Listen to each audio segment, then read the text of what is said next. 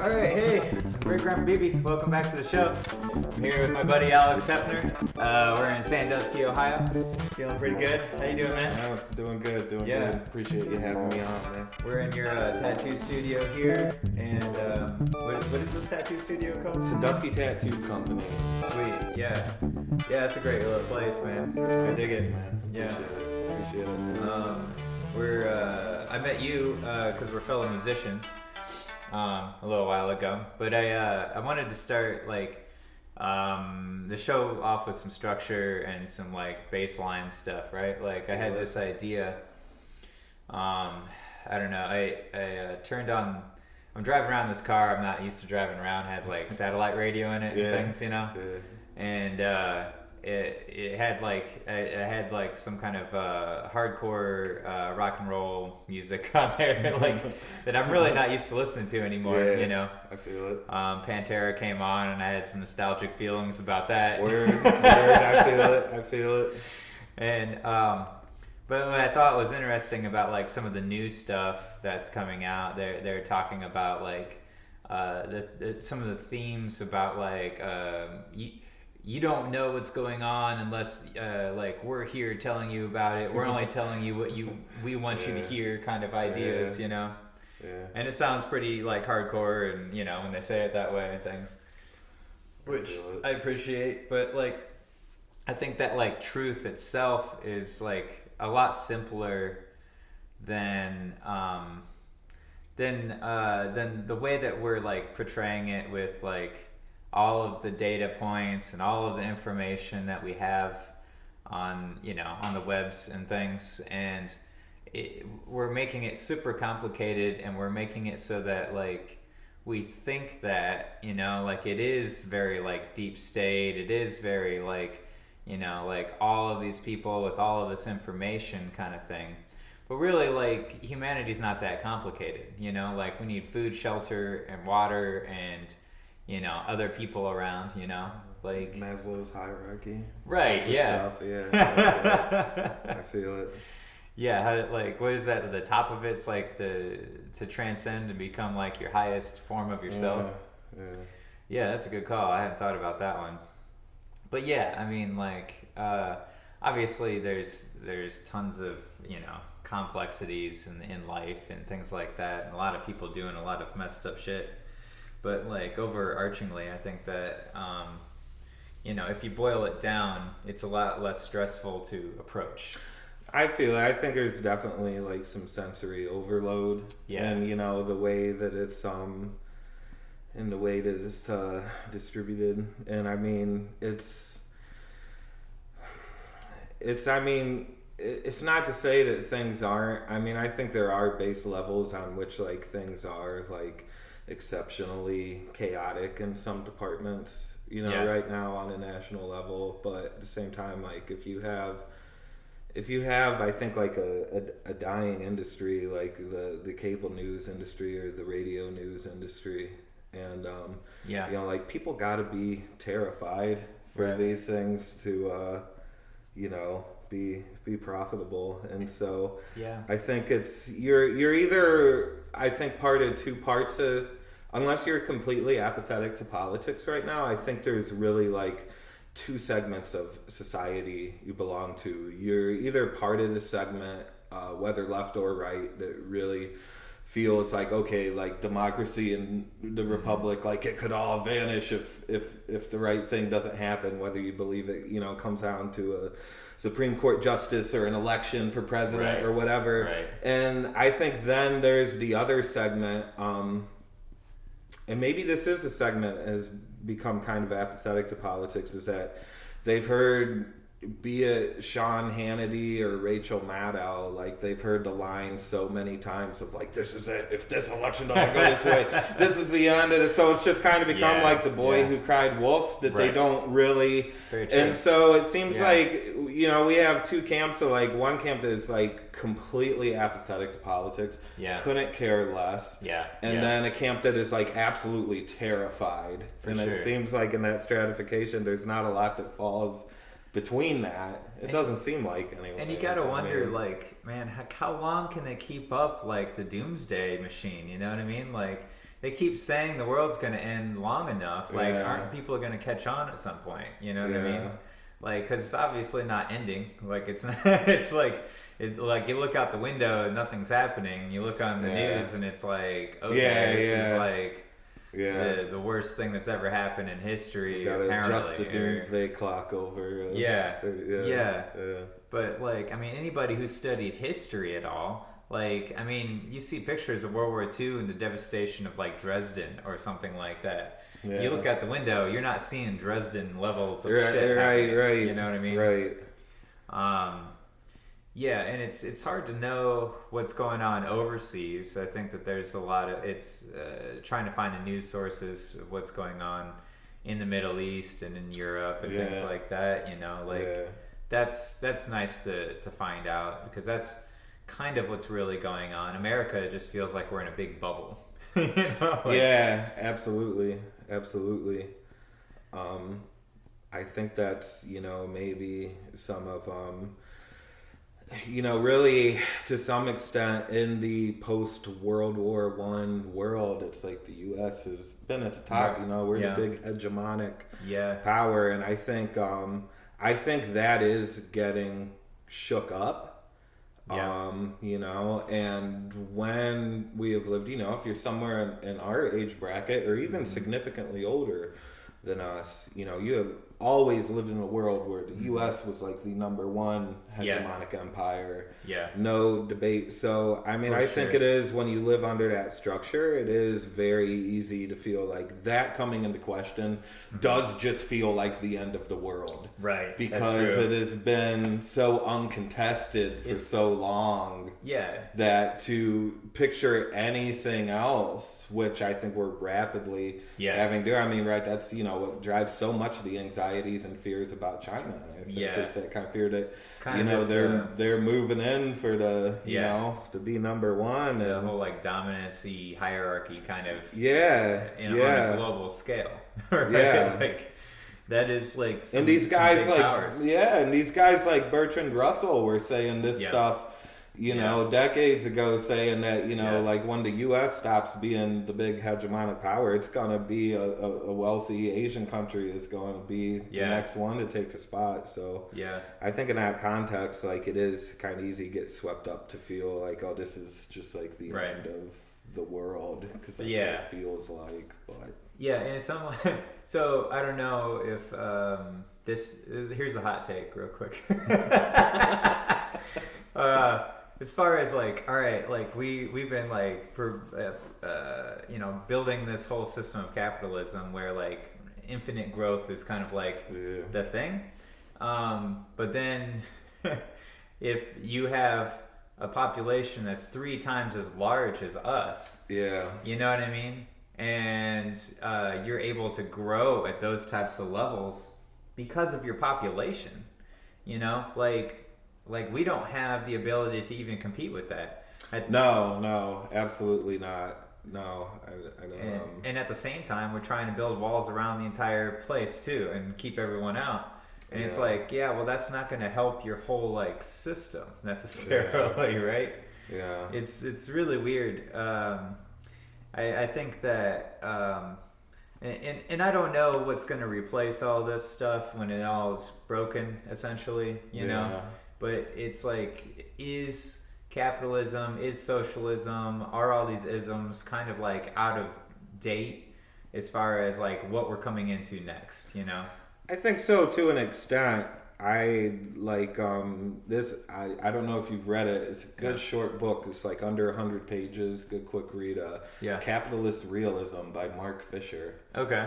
Yeah. I haven't read it, but he kind of talks about this idea, and asks basically, like, is that kind of hyper-capitalist structure so ingrained into our way of perceiving things that, like, is it even worth having a question of, like, doing anything in any other context? I think it is, because honestly, and I mean, this might be showing a little bit of my biases here, but I feel like it's from an ecological perspective alone, that if we are going to sustain a future that's, say, more than 40, 50 years out, that we have to kind of question these structures. We have limited resources. It's a finite planet. I do think, like, I do think things with the isms, like, I do think there is, there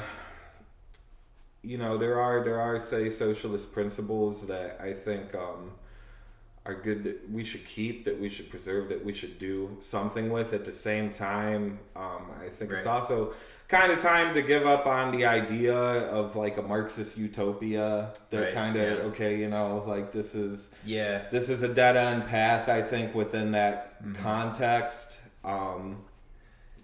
So. And then, all right, so even thinking like completely contextual with like our economy, right? Yeah. Like, let's say that we have no money, like we create a moneyless system. Yeah. What would that even look like, right? Yeah.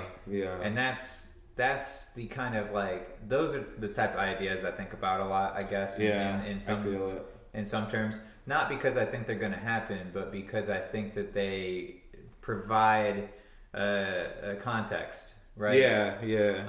Because like thinking about a world with no money is rethinking the way that we design our cities from the ground up, essentially. I mean, like, it's like, all right, so how do we grow our food?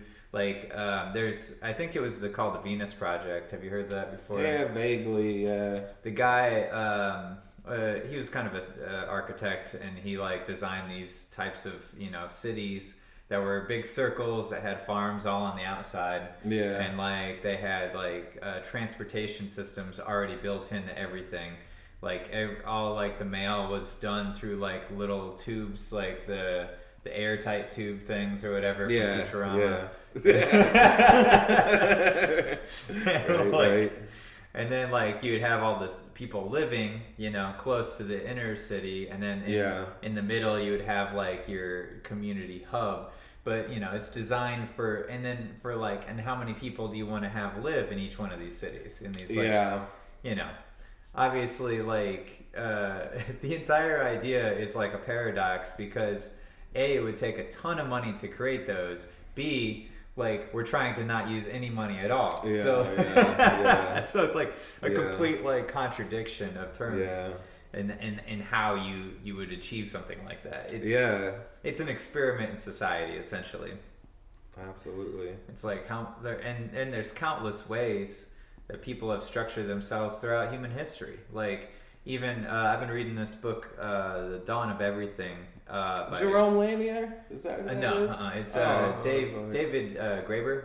Oh shoot! Okay, yeah. That guy's crazy intelligent, and he goes into like kind of because he teaches anthropology and things, so he's like real into the archaeological record and all of that, and just talking about how some societies used to work. He tries to discuss it to kind of dispel like different myths that we have about early humans before agriculture. Before we had farming, everyone thinks that everyone was kind of like lackadaisical and just like, like there's food here and there, but they had whole systems and structures. Agriculture ruined the world, right? That's my hot take right off the bat. Like, Daniel Quinn's Ishmael or something like that. You ever read that before? No. That's the whole book. The whole book's exactly about that concept. Yeah. I just read it on the train. Somewhat bought into it. I feel it. Yeah, for sure. Yeah, because it's like at that point, it's like we're just working ourselves to death, Yeah. And this whole concept of just hard work comes into fruition. Yeah, well, I do think there is along that line. I think there is something unique about American capitalism and how it kind of molds with the Protestant work ethic. Yeah, and how that builds into this idea, just kind of like you're saying, it's so built into. And you see it even just in Facebook culture and everything. 24/7, I'm on the hustle. 24/7, I'm on the grind. The idea of people taking a moment and enjoying their lives recreationally is like perceived it's a guilty feeling. Yeah, it's guilty. It's like it's like, oh man, why do I get to sit down? Like what am I supposed to be doing right now? Like at all times. Like it is very abrasive, and it is. It's very stressful to live in America at this time. I think it's why it's very hard to picture something like you're saying with a moneyless society is where you know, picture a society where like everybody's basis of existence isn't, the job they have or whatever. That's very hard to picture, Yeah, because that's how we define ourselves. Yeah, if you meet somebody, I'm as guilty of this as anybody. Oh, yeah. They're telling me something about yourself. The first thing they're invariably going to tell you. And that's how we started what their job is. How we started this show. Exactly. I was like, hey, you need tattoos. We're at a tattoo shop, It's like, invariably what 99% of people are going to, that's how locked in of a definition of, ourselves as it is, I think. And so, and to completely like push that whole concept away and be like, well, I don't really do anything for money, and I'm just kind of like, living and like crashing different places where I can, get in and people let me. It's like, it's like, it's interesting trying to do that. I am currently trying to do that in a way.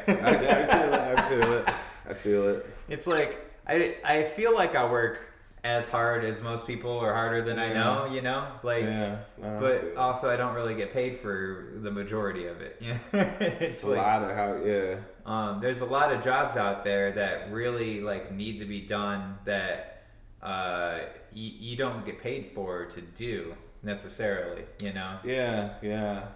And so that's... or they trick you in a salary that maybe doesn't compensate you for all sorts of time that you're spent. Right. Yeah. You're a restaurant manager. Yeah. You're locked in this, salary position that may not be the greatest. It's not accounting for any of your time that's, spent making the schedule off a clock and whatever, I know a lot of people in a position like that where it's like, they say, hey, I was better off with hourly pay. Because now I'm investing in this salary position that's better and have so much time you're not compensated for that stuff. And I guess if you're starting a business, it's you have a lot of time, a lot of work in the things, and you go into the red, and if that doesn't succeed, then what do you have? You know what I mean? It's like, what does hard work equate to if you don't have anything to show for it at the end, and you end up way worse, and that's a scary prospect. Well, that is, I think, part of what makes that prospect scarier is tying people's sense of worth and accomplishment to their job, because if I have a sense of worth and accomplishment that expands beyond my occupation for a living, that's still going to be an unfortunate blow to my ego, to my self-esteem, to my finances, whatever. But because it's not the sole basis of this is what my existence boils down to, I think that just makes it so much harder of a blow, because this isn't like, this is beyond I just failed at a business venture. This is therefore, I failed at my purpose in life, kind of thing, because, I think that's, It is very hard, because then you feel like you as yourself have failed.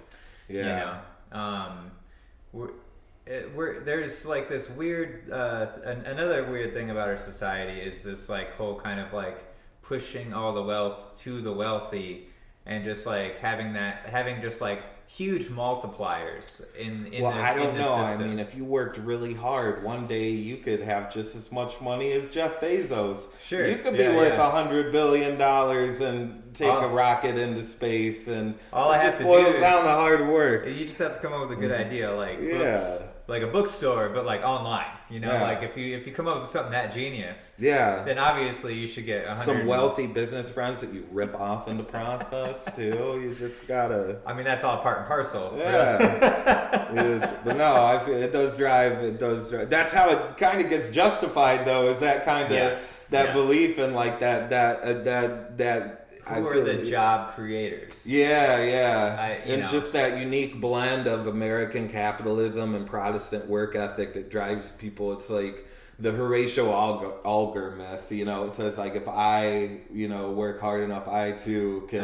You know, well, yeah. He wrote all these penny novels back in the day, were real like rags to riches stories, all of them, and you know that was like the underlying. It was very it was all kind of more or less propaganda that like reinforced the idea of like the gospel of wealth. You know, if you do well wealthily, so you have succeeded as a person. Yeah. And to not do well financially is always, not sometimes, always indicative of, you know, like character flaws or laziness or, you know, whatever. Right. So, like I think the horses in Animal Farm, they're just like their theme through the whole book was like, if I just work a little bit harder, I just gotta work a little bit harder, you know? I know people like that, for sure. Oh, absolutely. You know? Absolutely. Like, they, like, completely just blinders, just like, well, I don't know what this is, but if I work harder, it'll all work out, you know? Absolutely. And now we're getting to a point where a lot of people in America know that if they work hard, that it's not really going to equate. The game is up. Yeah, the jig is up, right? Absolutely, absolutely. I mean, because they just see all these rich people being complete assholes to everybody. Oh. And it's like, well, okay, well, is that what you want us all to do? Like, that doesn't seem to... that if everyone acted that way, it would just be a horrible world. And like everyone would be at each other's throats, essentially. It's completely like, and the way that it's like all just like kind of like sectioned off, like as if like Walmart like getting huge social contracts from the government through food stamps, and you know, like that's their cash cow is like the EBT debit cards and things. They know, Walmart knows when those come out, and they put more people on the floor. Yeah. Because that's their big day. That's every month. Yeah. And it's and they don't pay their employees. All their employees get the stuff too. SNAP programs. Right. Yeah. Most of them are. Yeah. But then you ask them, it's like, well, what about all of the like $8 billion in profit that you're getting? Like, why can't you pay your employees that money? Yeah. It's like, well, that's the stockholders' money. It's like, okay, so won't anybody think of the poor stockholders?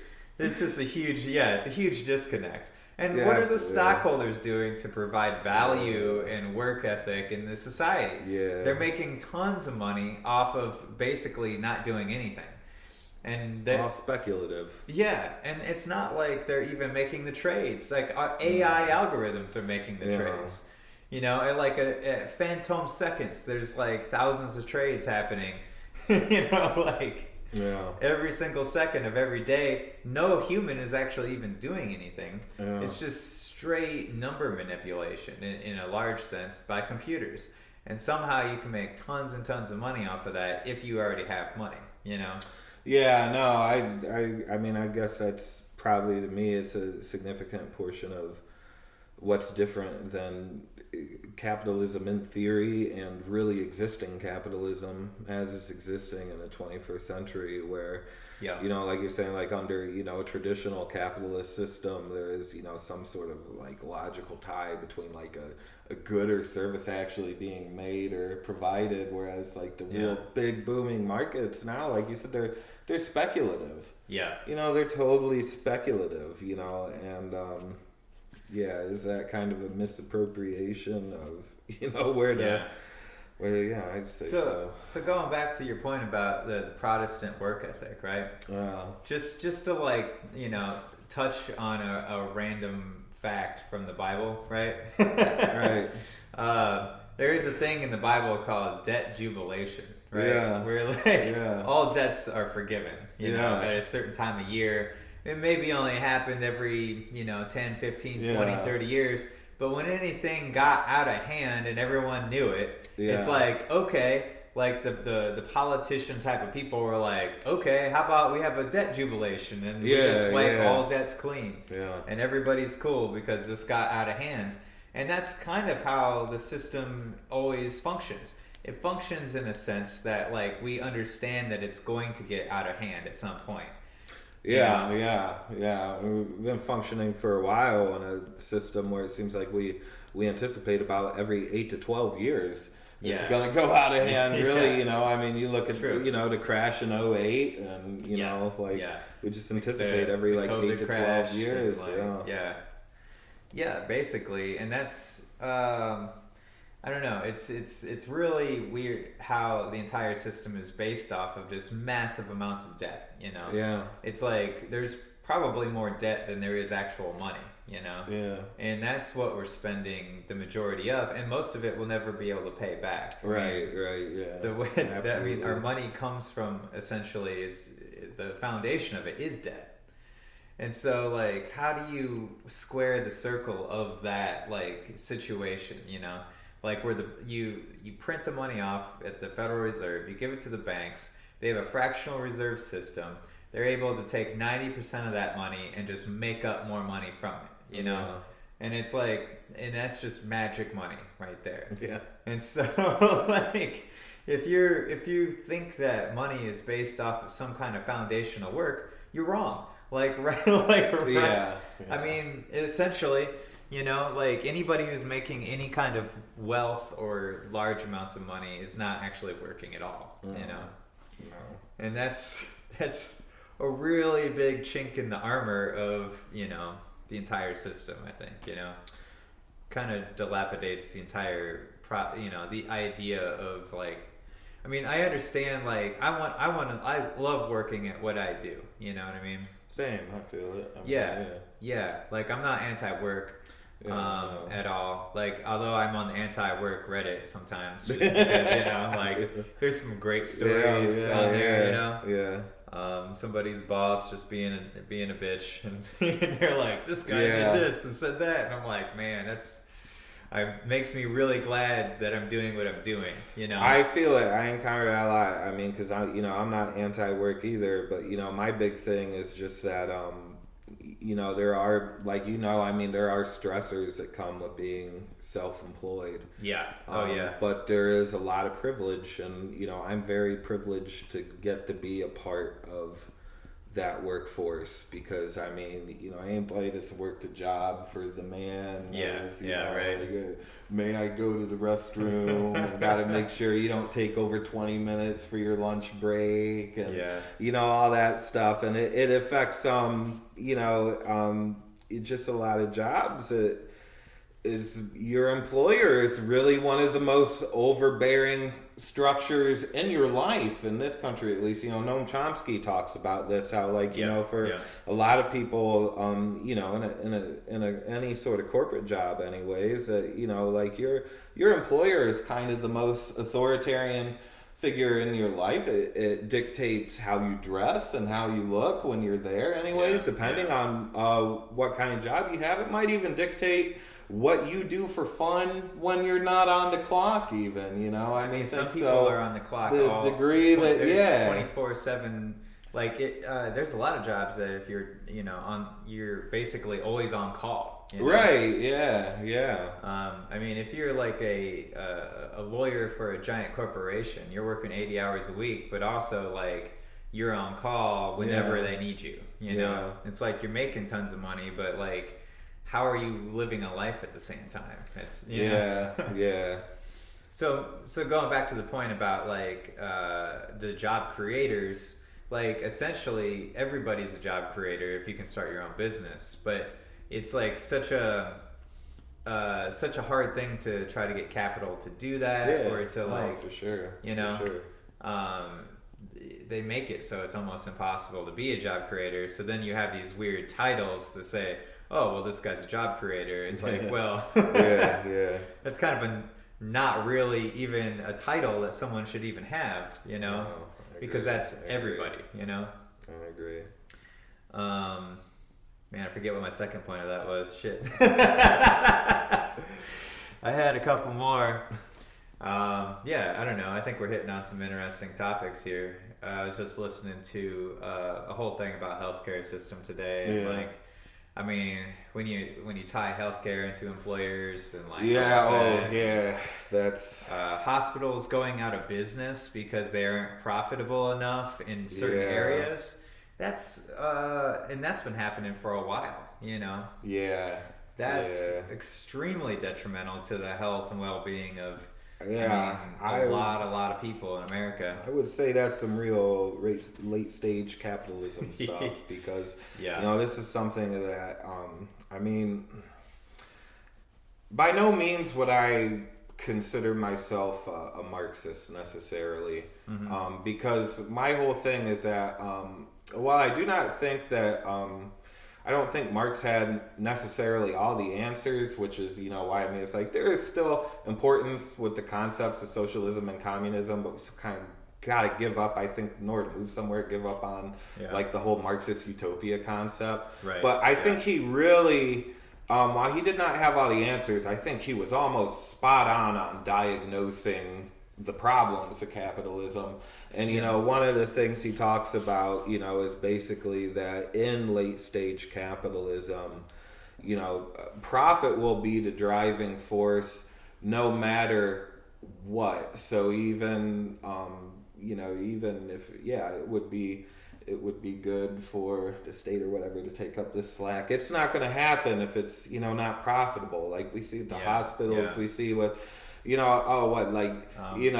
science grants. Yeah. Like that's a huge issue because I mean, there's tons of different science experiments that need to be done for the common good, but they're not necessarily profitable. Yeah. We were making a big deal. We're all excited because we got these free masks, right? The federal government. Yeah. And it only took like 750,000 people dying. Yeah. For them to throw this out as if it's something that we'll spend 5 cents on 300 million people, so that's like what, $20? Cool. I mean, this idea they just don't. I mean, it's even look at how they will not hold up with the economy at any cost if they don't. Look at Nancy. You have the CDC saying like if you test positive, you should isolate for like 2 weeks. Well, now, man, the workforce is already smaller than they want, and they don't want they don't want more people not showing up to work than aren't already. So, now it's like, oh well, somebody with COVID spits in your mouth,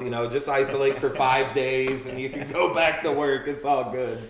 Don't worry about it because it's like, the ultimate driving force. It doesn't matter if this is counterintuitive. It doesn't matter if like this isn't really this, the safe route. It'll just be a crash course to disaster, which I think. And a lot of people are pinned down in a lot of ways about it too. Absolutely. I mean, there's I was talking about cancel Amazon Prime the other day. I was real big on that, and I got some pushback about that because and then I was like, well, I don't understand the pushback. So I was like, here, go here for books, go here for yoga equipment, go here for whatever. And there's tons of websites, vitamins, and all these things. I mean, if you look for shops, I mean, there's smaller shops out there that sell online that will deliver to your door the same way. The problem is that as far as even like if you like live in a rural area and you're disabled and you can't go get groceries or something even, right?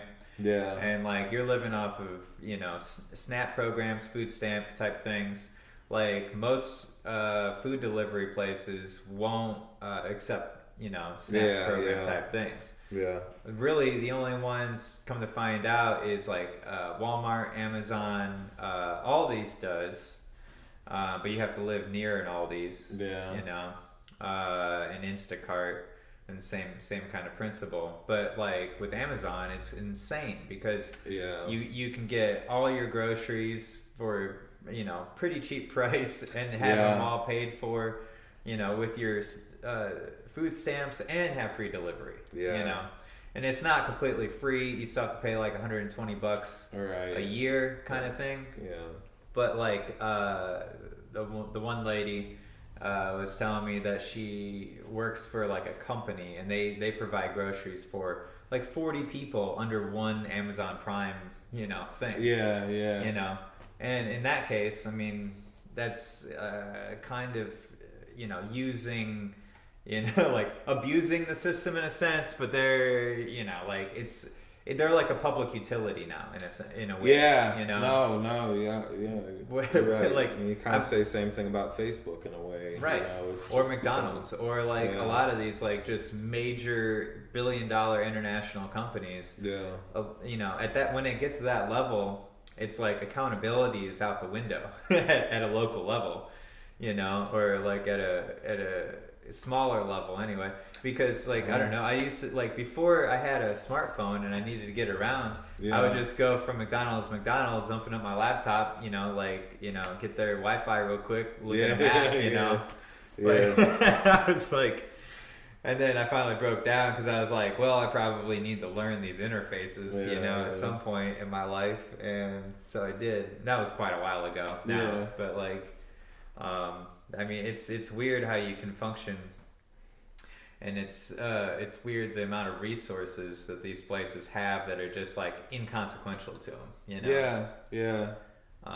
And that's a huge problem as far as resource management. Well, for sure. I mean, this is, you know, I know this is probably a bit of a hot take too. And I know that this does not jive well with the whole American state capitalism plus Protestant work ethic thingy, but that's why when these things get too damn big, the state needs to break them up. I'm sorry. Yeah, that's why. And I know that's not a popular opinion, but and not that long ago. I mean, it is relatively in some circles. It's in the 1930s and 40s, that was hugely popular. Yeah. Oh, yeah. Exactly. That was. I mean, even your so-called conservative candidates. I mean, you look at somebody like Truman. Yeah. Oh, they would call Truman a communist if he was around now. And comparatively, Truman, although he was definitely not a communist, even as a Republican, was probably to the left of any Democrat we've seen as president in our lifetime. Definitely. In my opinion. Yeah. You know, for real. I mean,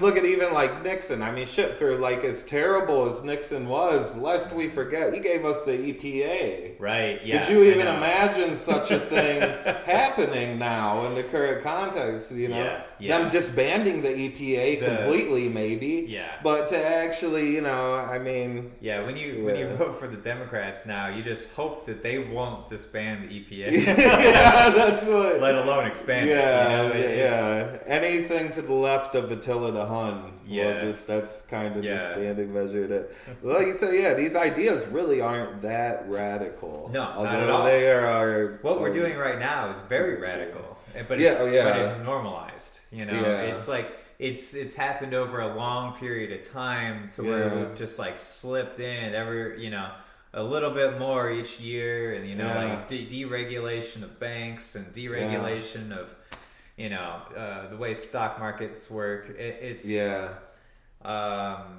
I don't know. It was very easy to just not pay attention because everything was working. Very Friedman-esque economics. Yes, Milton Friedman was the big start to all of this.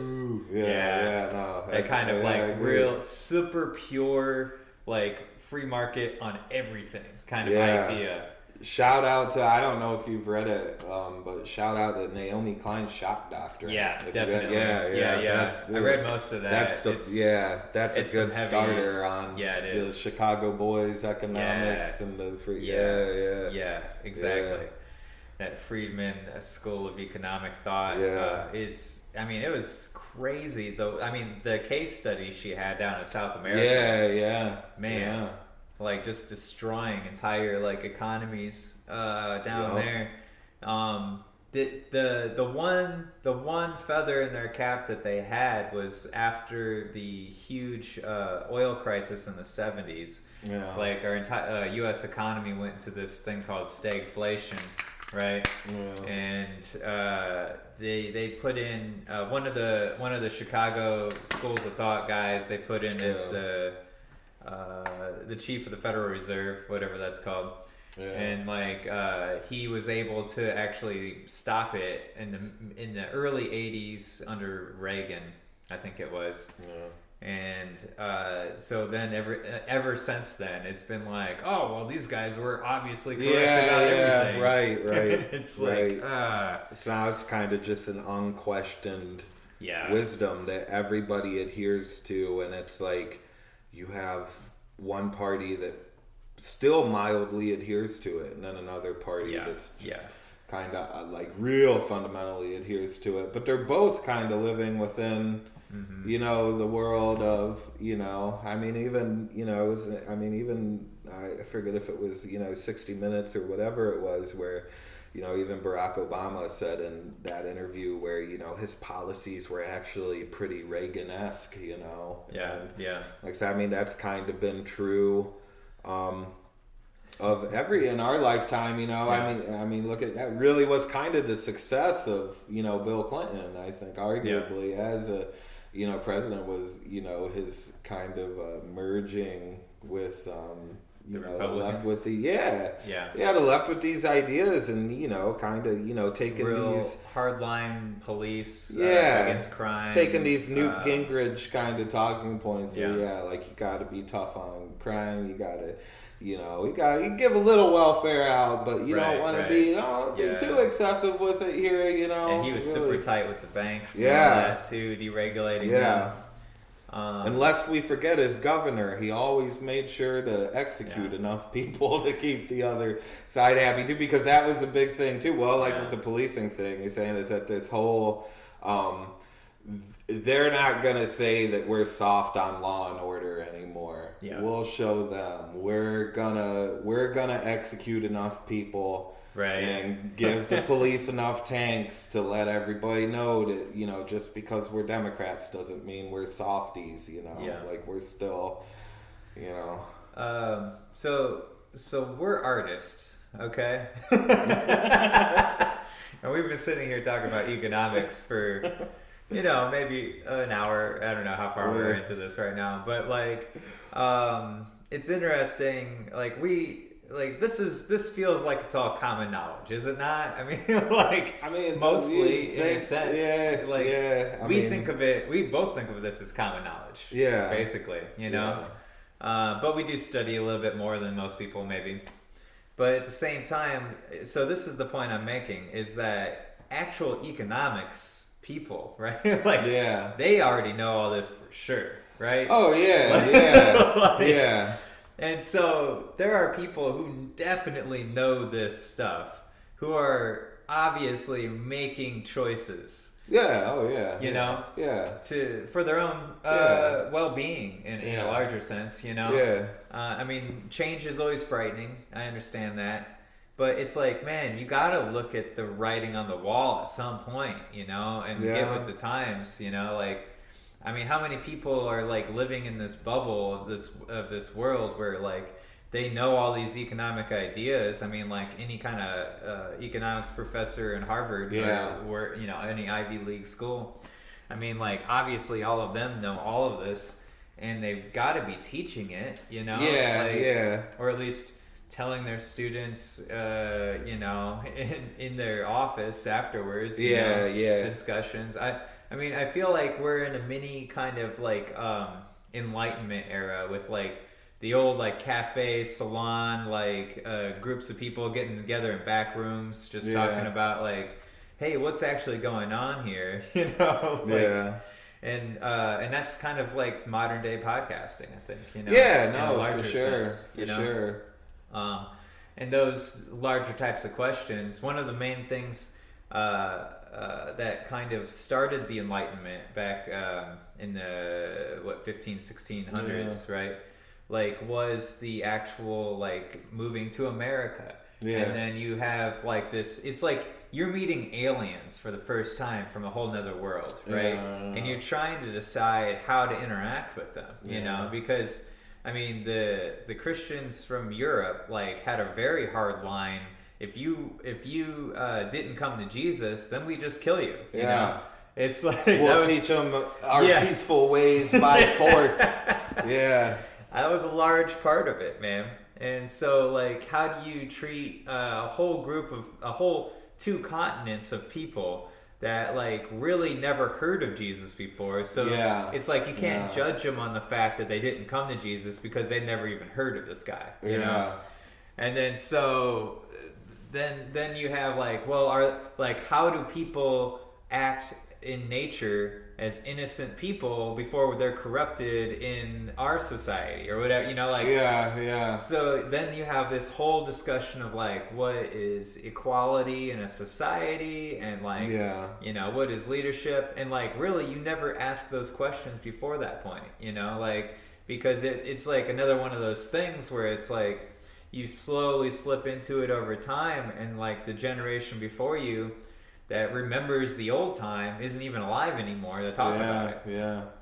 Right. What's interesting about now is that like we remember a time just in our own life that was entirely different than it is now. Yeah, very much. Have you ever seen the movie Soylent Green? Oh yeah. I watched it not that long ago, and it really is relatable. The old man, who gets nostalgic again. It's been a minute. I know the like overarching themes. It's like the old man that gets nostalgic because he gets like bread and like jam in a jar, you know, and it's like so different than like the food supplements they're giving. Oh shit. New, and just like it is very. I think to be alive when we've been alive and to kind of see the world before the digital boom and stuff, it is very much to feel like the old man in Soylent Green that we're alive in a world that in some respects isn't there anymore. Yeah, we're in a huge there's been like so many transitions just in the last 100 years. Oh yeah. I talked to my grandma and she's like, "Oh, I used to listen to that on the radio, like what you're talking about." And it's okay. And then they're like, "Well, they told us that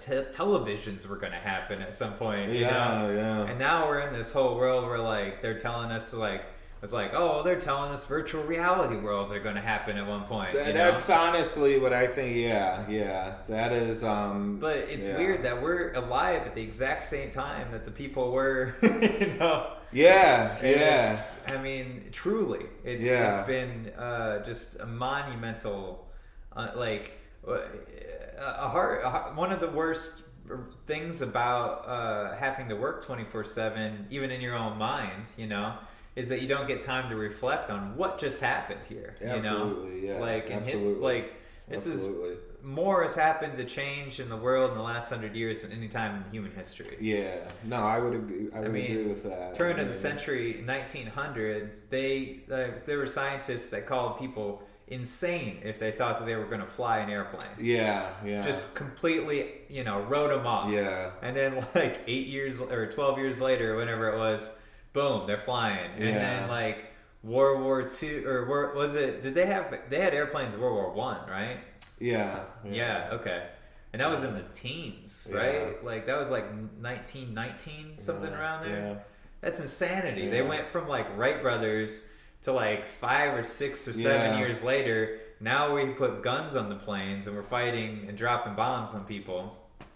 It's like which is totally the kind of progression you would expect humans to make with an invention. It's like, okay, we have a flying machine. What can we do with it?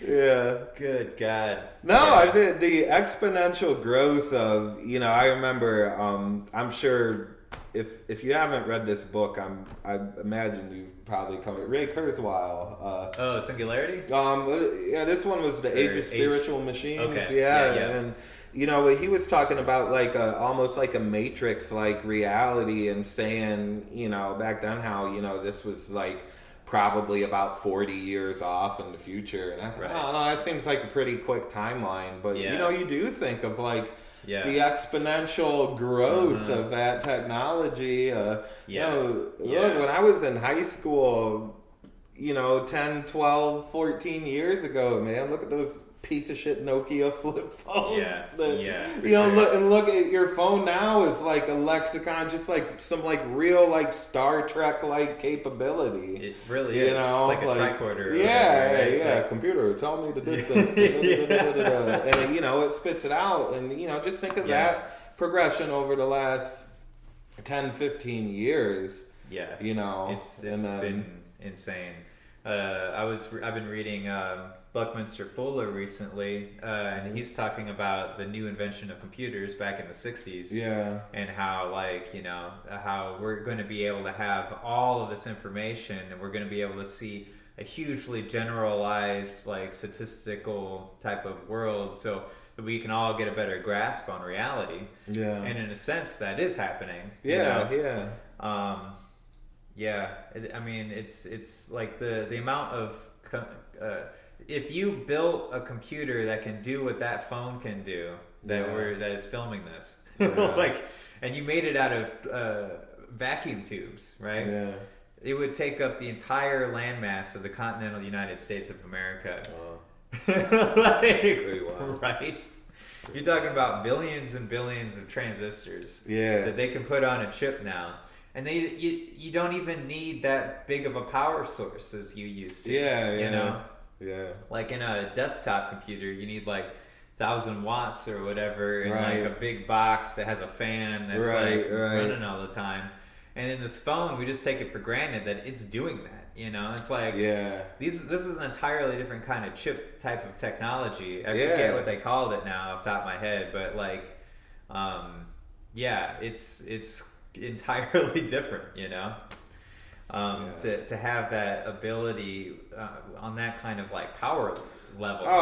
Yeah, definitely. And the major thing about it too is how even if we do not consciously realize it, the rate that it just integrates into our daily regular life, and that, you know, it's just integrated into your life. And say you have your power out and you can't charge your phone for a couple hours, and you know, I'm seeing sometimes it's almost like a drug addiction. It is definitely. I'm waiting. I'm doing okay. I can't wait to charge this thing back up. You know, you know, I mean, because that's a degree to which it's integrated into our lives. And it's like one of the only ways that I've found to get away from that sometime is to do this podcast where I put the phone in front of me and have it filming me. Therefore, I can't have the phone in my hand. No, I feel it. I feel it. It's so weird, man.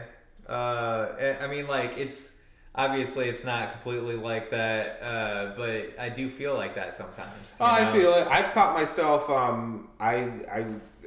I guess kind of an experience I feel is probably most relatable to that is like, you know, earlier I was, you know, jamming on my steel drum when you showed up, and I said, you know, that I really enjoy like playing that outside and taking practice. And you know, there was a time where like I still do it occasionally, but it felt like every time I would go out, I'd always want to record it, so I'd have something for my music page, whatever. It's good to have here and there, but you know, I found sometimes, you know, I really enjoy the outdoors. I, you know, really enjoy sitting on these boardwalks down by the swamps in Huron, and you know, playing out there. And what a novel idea, right? Let's go outside. But like sometimes, like that's what I realize. Like to me, though, like to have that experience and to not have to always have it validated by sharing it on the digital world, because that's true. Sometimes I just want to have like a meditative like moment, and sometimes just taking that second to have to set up my phone and the camera and make sure like it takes out that zone. Sometimes I just want to get in that zone. And the big thing is, you know, of course, you know, it's good, you know, like as a musician, it is important, you know, put some content out there and stuff for people to, but I found with myself really watching, just understand that, you know, hey, maybe you do a drawing, a painting, a song, you go out, you play on your drum outside, whatever, and those experiences don't always have to be validated by sharing them in the digital world. That sometimes it's okay to just have them, which for me was kind of, I mean, I guess for other people probably not be a big realization, but you know, for me, kind of still being trapped in this, where you're doing this, you're making a status, you're posting an update, you're letting how this project is going, how this song is going, you know, and that and it is fun to see. You know, it's another one of those, like, if I'm not working 24/7, you know, definitely, you always gotta be promoting yourself. But I do find myself like playing, and I'm just like, oh man, this is sounding really good, I should hit the record button, you know? But at the same time, it's like, I'm just working on a thing right now, and I kind of just want to work on this. And you're in the mood, and you don't want to break that mood. Because it's just like because that's a whole different space. That's a whole different headspace, too. I feel it, I feel it. I saw a guy live on TikTok the other day. He just is like out in the snow down in Columbus, Ohio. Looked like Mr. Irish Potato guy with the red beard, you know, and a vaudeville hat. And he's just like, hey, I got the banjolele and I got the, you know, kazoo, and here we go. And like, no one on the street even paid like one look of attention to this guy. Yeah. But he had like, I don't know, 300,000 people watching him on TikTok, you know? And like, they're like posting up, like, here's $20, here's $20. And it's like, wow, that's an entirely different kind of busking, you know? It's different, just the availability of you know, to just be accessible from anywhere. You know, it's the one thing. It's great in a way. Is your ability. You know, you don't need to rely on having big money backing you to get your stuff out there or whatever. Right. As an indie movie fan and as somebody who grew up with VHS, you know, it does. I mean, these things are so easy to access now, all these different videos. And, you know, part of, like, you know, being a 90s kid and growing up with a VHS and, you know, seeing these indie movies where it was like, you know, he had it on VHS. Right. You know, maybe it was even just a shitty copied one of barely somebody else's VHS, you know, tape tray. Like, it'd be hard to get, you know, like, you know, it's a different experience altogether. For sure. You know, it's not as disposable, I guess. It's like it's a valuable thing. It's and you can hold on to it, you know. Like, And when it's an independent like that, I mean, like, how many were even made? Maybe 100 or 200 or 1,000 of these things. And like, you have one of the copies, right? You know, like right. It's kind of like exclusivity, you know, in a larger sense. And you're like, wow, these are like really crazy ideas and no one knows about these. And like, I gotta tell people, and nobody else has ever even heard of it. Before, I kind of missed the tape trade whether it comes to VHS or cassettes, you know. The tape trade was a very cool concept I missed somewhat. It's one of the few things I'm nostalgic about the past. Like, I do miss a tape trade to some extent. We used to pick up bootleg live sets from different bands, you know, like at different weird conventions. People would have like copies of bootleg tapes of like, you know, old grunge bands and things, you know. You're like, oh man, cool, you know, like, it's like we're actually at the show. Right. It was like before we could go to shows, I think. We were like too young or something like that. But I don't know, man. Yeah, like now it's like any performance anywhere you can almost just look up, you know. Somebody has it, somebody's uploaded it. You know? And I think it's good in the perspective that, like, if you're an unsigned artist, if you're, you don't have significant financial backing, you know, it does make it significantly easier to get your material out there. At the same time, because that material is so free, accessible, and easy to get out there and to get a hold of, I think it's easier to get it out there, but I'd say it's probably significantly harder to actually profit at it, which is the more unfortunate side, you know. And that's when you get, like, you know, like the whole, who buys albums anymore, and like, how much is that band making if you're buying their shit off of Spotify, right? You know, so that's like, it's on the one hand, I mean, I think that's kind of the double-edged sword of it. Like, it's easier to get out there. For somebody that's unsigned, it's tremendously easier because you don't have to rely on getting signed to get it out there anymore, you know.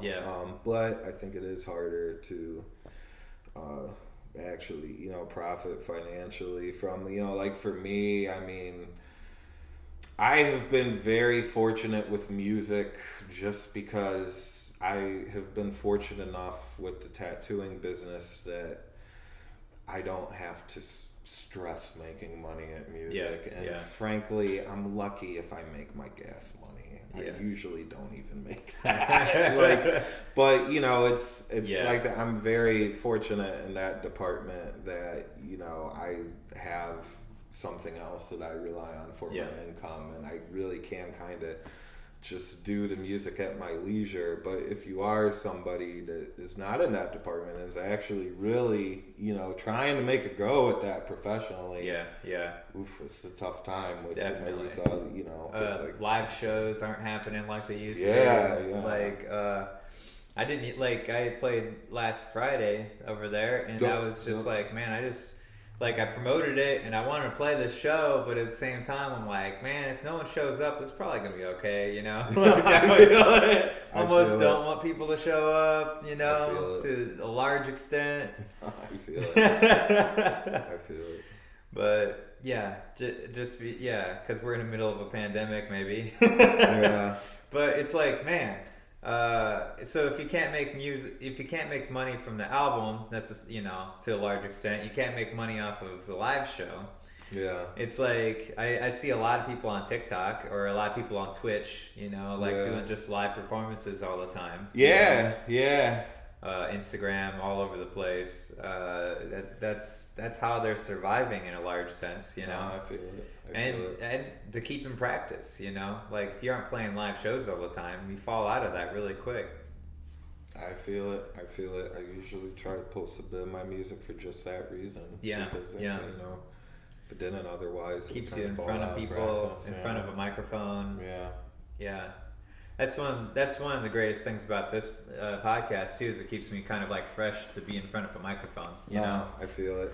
Because that's why I always used to do open mics so much too. Yeah. Just to stay in front of a microphone. Yeah, I feel it. Because there is a certain amount of fear, excitement, balance that you gotta kind of stay on top of. Oh, definitely. Yeah. Super anxious before. Anytime, every time going on, so I definitely feel that. Yeah. I definitely feel that. And I don't on this podcast, more so, thinking about the ideas that if you're even halfway intelligent about anything, that you don't know a lot of things. Yeah. And so it's the people that think they know everything that really don't have a larger grasp of things. Yeah. I every week there's some kind of science article that just blows my mind. Yeah. Yesterday I found an article that said that this guy theorizes that dark matter and dark energy doesn't exist.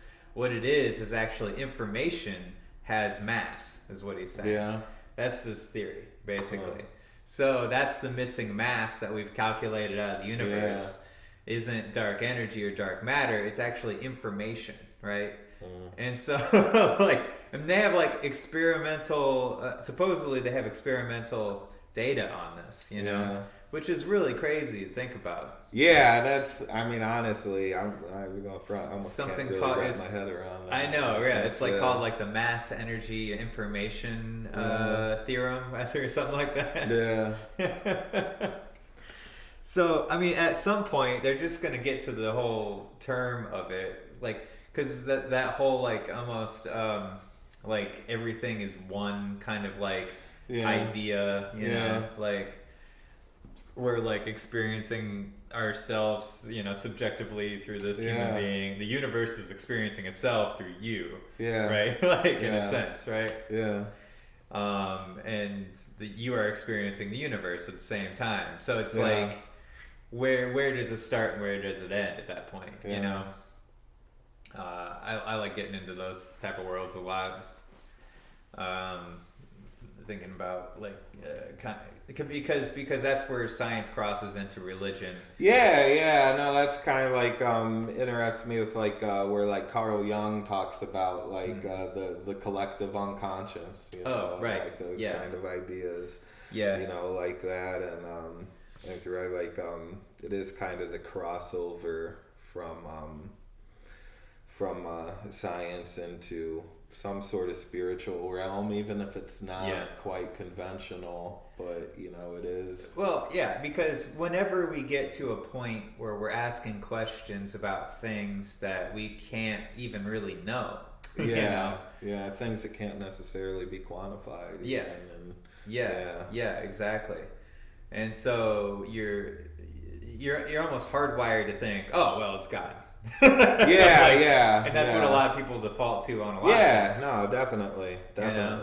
And it's so strange to be in a time period now where like a lot of things that we used to say was God is now like, oh well, that's germs. Yeah. Or that's like electricity, not like a lightning bolt from God or something. Right, Like, the idea of God as an explanation of natural phenomena, yes. I think is, kind of, out, whereas if, there is any relevance to, any concept of, God anymore, I think is, more in a philosophical realm than it is. I think it's still at the same capacity though.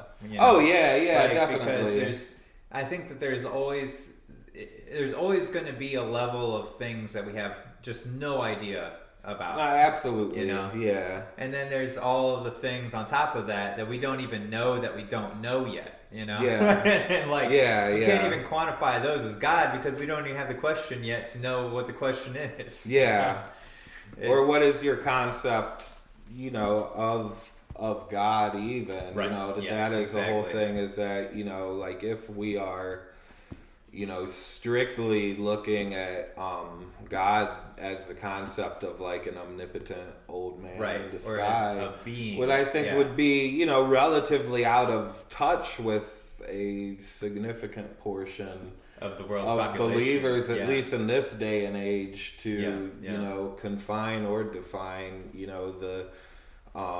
the definition of God to something like that, Referring to that type of thing as like a platform now seems like more analogous,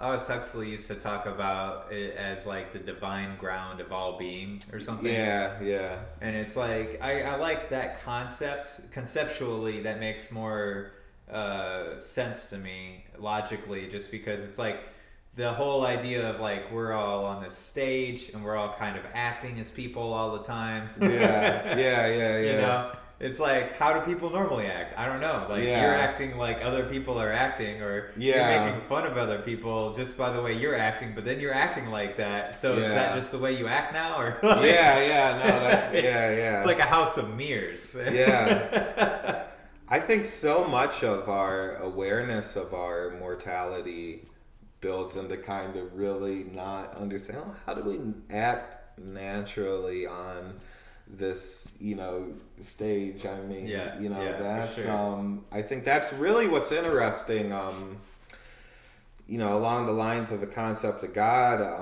That is to me looking at the Bible fully from somewhat of like a secular perspective. That's what's really interesting, I think, with the whole Adam and Eve story is what brings about their shift to imperfection. That's they ate from the tree of knowledge, and what knowledge did that give them? It gave them a knowledge of their death, that they were going to die, and from that point they strayed. And I think even as somebody who does not literally or spiritually believe that story, that's really interesting to me, because what that shows is that even the primitive men that compiled or recited this story in whatever sense had some comprehension even then, thousands of years ago, that hey, this knowledge that we possess that other mammals don't have, that we're going to die and it's imminent, that knowledge makes us act in really effed up ways, and it's like even quote unquote primitive people had an understanding of that. I think what happens though is as you become more comfortable with that idea, then you don't necessarily do away with the idea of God, but your idea of God, I think, definitely changes in a lot of cases to where it's, this is where our, maybe it's moving away from an old man in the sky, and it might be more, what's this collective unconscious? Maybe that, has something to do with it. as someone that borders between being agnostic and atheist, for me, I would say that if there is any level on which I could believe something like a quote unquote God, that would probably be the level that, the only level I could really envision is something that on, the collective unconscious, why do we have like what Carl Jung talks about with the collective unconscious is this concept of the numinosum. He talks about in this essay he wrote on psychology and religion. Okay. And basically how across all these different religions, be they, Catholic priests, Buddhist monks, whatever, and you have like this intense spiritual moments, whether they're in prayer or meditation or whatever, and people experience these cross-culturally. Yeah. Between different religions and what, so that, if we're measuring that by the standard, then, what is it here? Is only one set of these beliefs right and everybody else is just faking it? Or is there, is there some bigger collective drive to, across all these things? Yeah. It's kind of a unifying experience. Yeah, definitely. With it, which, I personally think it's kind of the latter. And I think it is, extremely, relevant to... They all have, like, we live. Core concepts that they all agree with in a larger sense. Yeah. I really like, Joseph Campbell really talks about this. So, the power of myth and, the hero with 1,000 faces and all that stuff. Like, Yeah. He had a lot of good insights for sure. Oh, yeah. So, all right, I'm thinking about synthesizers right now, and in the sense that, all right, so imagine that like in a synthesizer, right? Like you have oscillators, which are the sine wave generators, so to say, right? They create the sound, they create like a tone, right, for each oscillator or whatever, and so. And a lot of oscillators will have 1 or 2 or 3 or 4, oscillators. I've seen a guy on the internet put together a whole wall of oscillators, like 1,000 oscillators. Yeah. And then he tunes them all together, and it just sounds like a ton of bees going, there's this, I could see it happening in the near future where we get something along the lines of like a Neuralink, right? Yeah. And then we start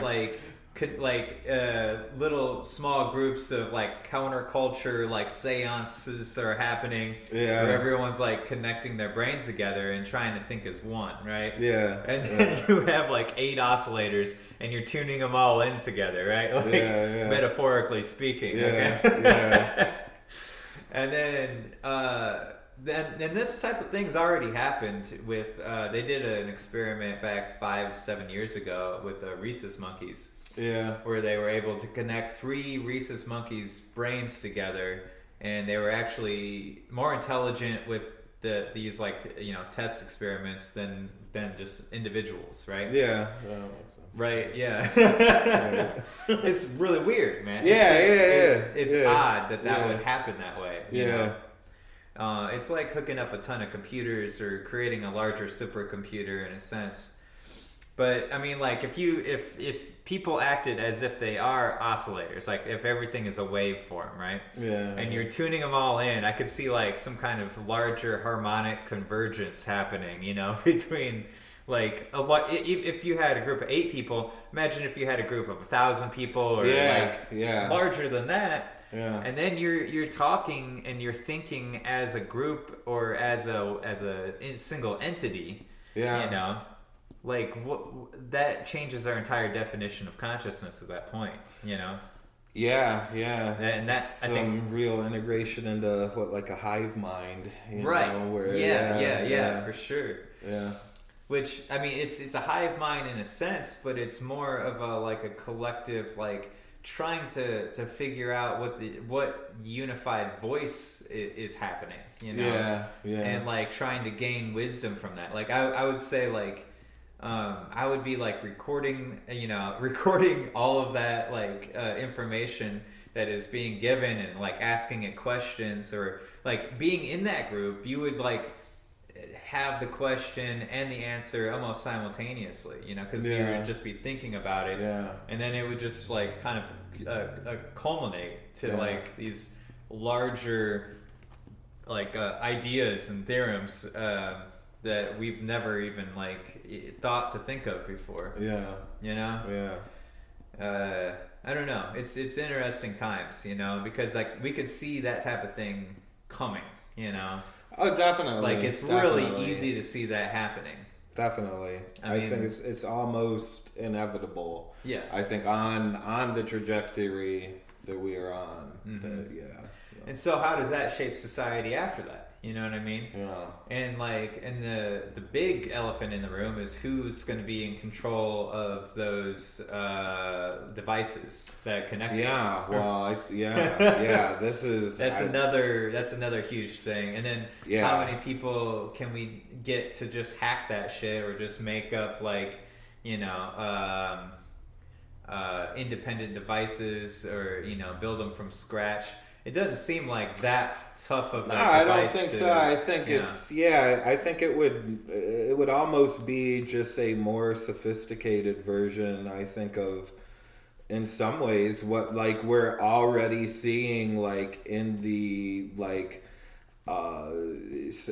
mild forms of like cyber terrorism as it relates to like the social media world. Right. Yeah. It looks so easy how that is, you know, just all these, you know, bots that, you know, it's gonna like, you know, I mean, you see them all the time, these bots on these news stories, you know, and it's whether like it's, you know, about police brutality or some Confederate statues getting torn down, whatever, and like you're gonna have these bot comments that are like just there for the purpose of pissing people off and instigating, you know, that are put there. And I mean, there is a lot of that you know is whatever. It's hard to distinguish what is, you know, just done by like some angsty dude trying to be edgy and like what's like an actual like state operation of, you know, be it Russia or wherever. It's like, okay, we're gonna have 10,000 bots hit with this stuff and just really sow some discord. And it's hard to differentiate what's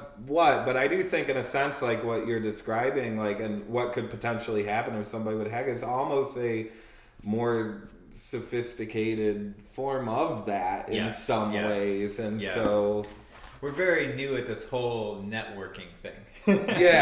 when it comes to absolutely when we're coming to like international communication, like hub to hub, like you know, like absolutely massive types of systems like this. I mean, really, I mean, they weren't really even invented until like 2003, maybe like MySpace or whatever, and then like I mean, we're only about 20 years into this crazy experiment that we're doing, where people are like, oh, damn, I have a platform. I can talk like publicly, and some people don't treat it that way at all. They're just oh, well, this is what I'm thinking right now, and these are my emotions, and everyone's coming at it in all these weird ways, which is great. I mean, it's a great experiment, you know. In one perspective, you know. Minus all like the, you know, the techno-fascist stuff, where it's like, you know, like techno-feudalism. I mean, like, but no, there are levels of it that are very, you know, I think it's important to kind of look at that on that level that, you know, we're not being Luddites here. We're not saying that technology should have stopped at the bicycle or something. You know? It is, I think, always in all the criticisms of the digital age and digital technology, you know, important to look at the ways that it does enhance our lives. You know, because it is dismissive of a lot of good things too. I mean, view it as everything's a double-edged sword, right? There's a lot of depression, a lot of suicides happening right now too that are somewhat being attributed to this like kind of isolation thing that's happening right now. Oh definitely. You know? And it's really easy to do now too. And with the same token we were talking about before, like the ability to have groceries sent to disabled people is amazing, you know? but the ability to like be amazingly depressed and never have to leave your house is very, very isolating and can just lead down really dark roads. Definitely. And especially, you know, if you're filling that time with, you know, social media engagement, it's so easy to get wrapped up into, you know, everybody's the star of their own reality TV show now. Yeah, for sure. And, you know, you're looking through a lens that, you know, you're seeing, you know, all your high school friends, you know, that are married and have families, and, you know, you're just drunk at 9 a.m. on Christmas watching Goodfellas for like the 15th year in a row, which I totally didn't do. This is all hypothetical, of course. I don't have any experience in that department. This is all totally hypothetical. Right? But, you know, like, it's easy, and you look at all these people that you feel like comparatively have better lives than you, and like we all know, like, if you haven't done it personally, we all know somebody that on some level has got it, because whether they don't have the family this person has, they don't have the success this person has. The number of people I know that are so hard on their physical appearance because of this standard of being hooked into, you know, that it's just in reality, I mean, like, if I knew you from the time I was a kid and you're homeless now, it's like I know, I mean, I would want to help for sure in any way that I could, but at the same time, I know that your experience has got to be maybe richer than somebody who, like, so quote unquote made it in the world, you know? Because so many people who are like have enough money to be comfortable, like, really take themselves out of equations where they can grow as human beings. You know, obviously there's a fine balance of that, you know. But like, man, on one end of the spectrum, you're a really boring person. On the other side of the spectrum, you're really poor. You know? And so there's this like, you know, like kind of thing. So what is actually more valuable in the world? You know. Like, you know, I don't know. I mean, it's really hard to say. We all go through pain. We all go through suffering of some kind or another. Yeah. The suffering of trying to meet weird social norms is real suffering, you know, and you're putting yourself through it mentally. Absolutely. And that's a huge problem right now, and that's why therapy is becoming huge right now. To try to even grasp that concept. No, definitely, You know, I mean, because like we were saying before, we're like in the experimental stage. It's like we invented this random thing, and then we're just like, well, let's not test it out on anybody. We're just going to test it out on the entire population at the same time to see what happens. You know? we all have been the guinea pigs. We all have been the guinea pigs, and I mean, that is kind of a little bit what's scary to me when I hear like Zuckerberg talking about the when I hear Zuckerberg talking about the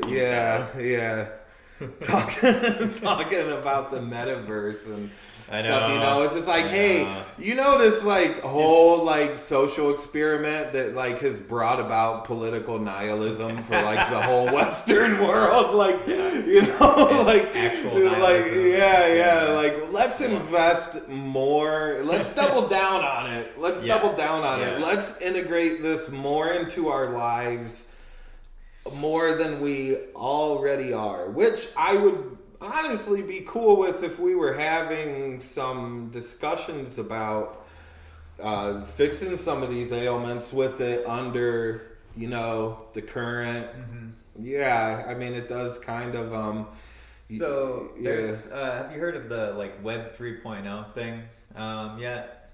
This whole kind of concept where I'm not familiar with it. It's kind of new. I don't completely understand it yet myself, but the way that they were explaining it is like Web 1.0 is like the internet before tech companies, kind of, right? So like in the late 80s, 90s, early 2000s, there was this like version of the internet. Okay.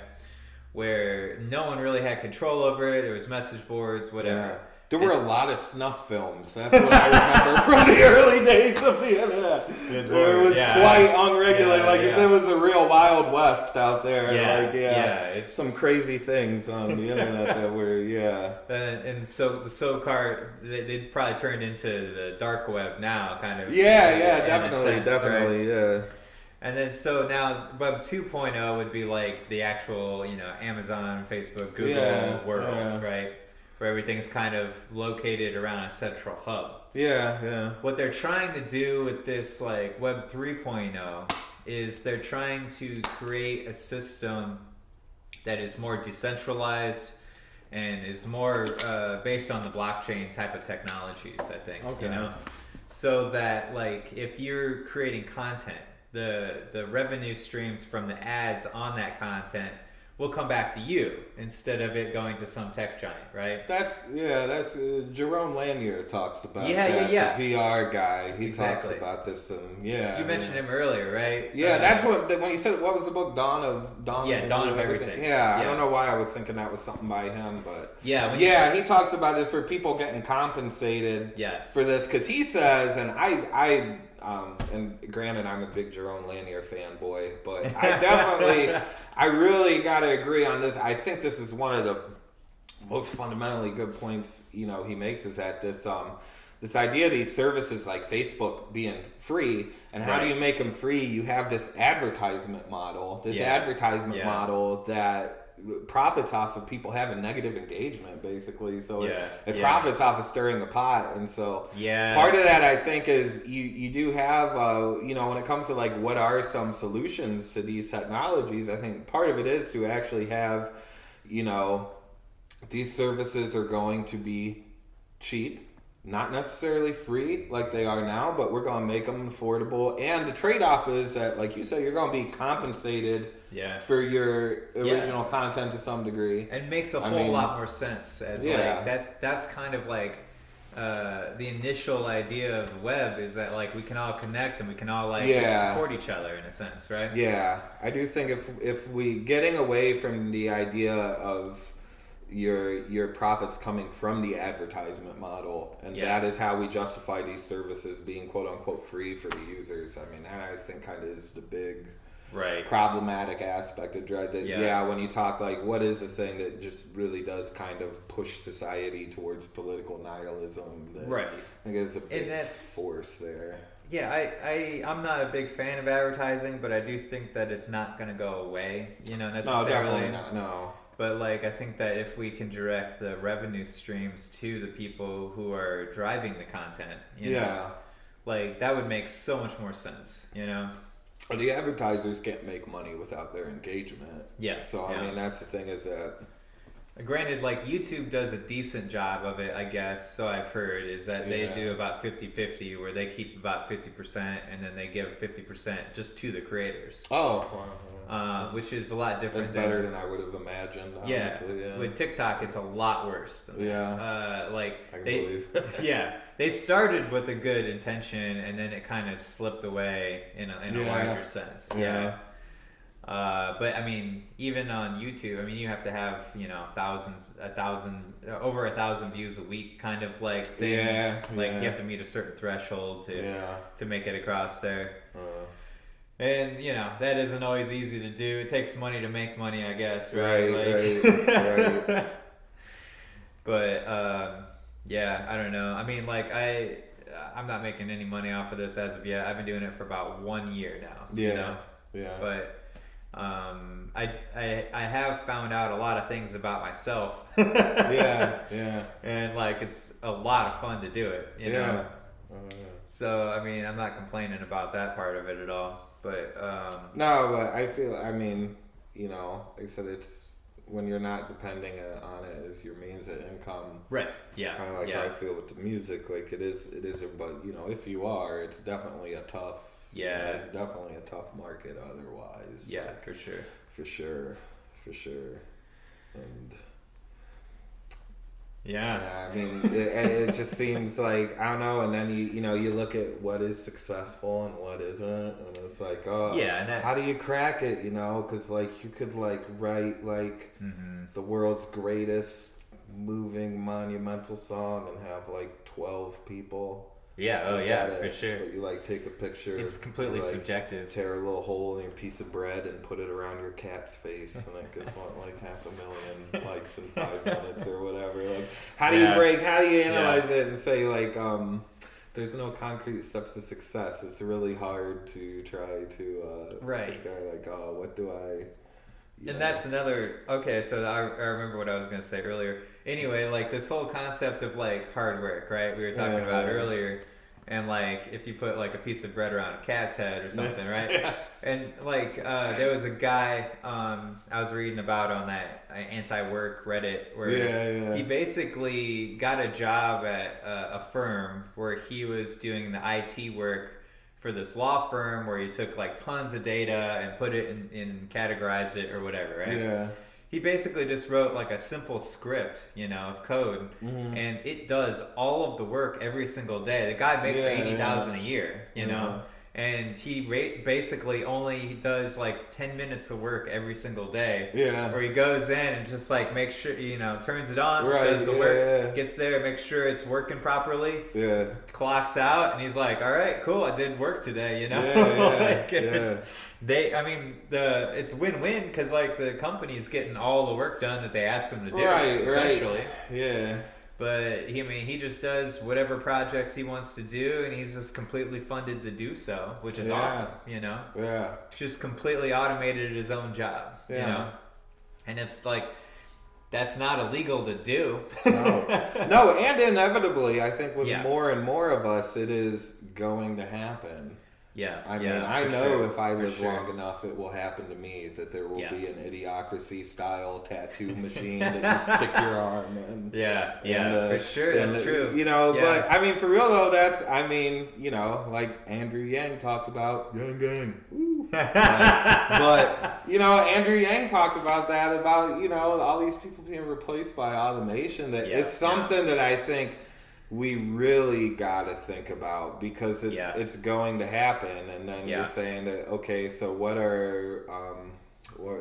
how are we going to deal with this? How are we going to, is there going to be, some sort of UBI? Is there going to be people, or are we just going to have a narrower and narrower work market? Right. We have the same number of people need jobs that, we're just going to, I don't know, I guess just be some sort of neo-feudalist type of thing where there's just a massive amount of peasantry because which not to be too cynical, but I think without any sort of fundamental changes, that is the natural course of what this will lead to, is just basically like a new school of feudalism. Where you just have a massive peasantry that you have your quote unquote unskilled labor force, which I hate that term for obvious reasons, but and I think that's why like dreaming about things without the boundaries that we have now, without the constraints, so to say, of like being able to be like, okay, well, if we didn't have certain constraints, what kind of world would we just build, for everyone to like work and essentially live in? You'd have tons more green spaces. You'd probably, if you had automated cars, if you had just like, if you had automated cars in cities right now, like 1/3 of the entire land area of a city is parking lots. So that changes the entire landscape of every city around the world overnight. You know what I mean? And then if you just replace all those with green spaces, or people are talking about vertical landing takeoff, that kind of like drone taxi thing going on, which is also crazy. But like the world that I want to live in and envision is like let's say that we can do anything we want with our existing cities, right?